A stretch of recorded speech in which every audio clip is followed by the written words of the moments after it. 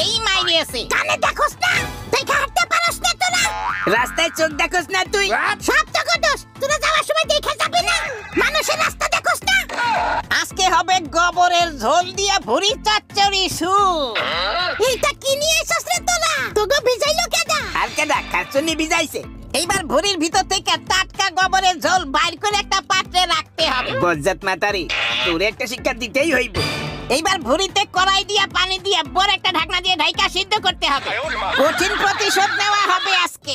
গিয়া দেখ খবিস কই গেল? শামিম রেজা, জালালউদ্দিন শিকারী, বিরিশিতা, অসংখ্য ধন্যবাদ আপনাদের।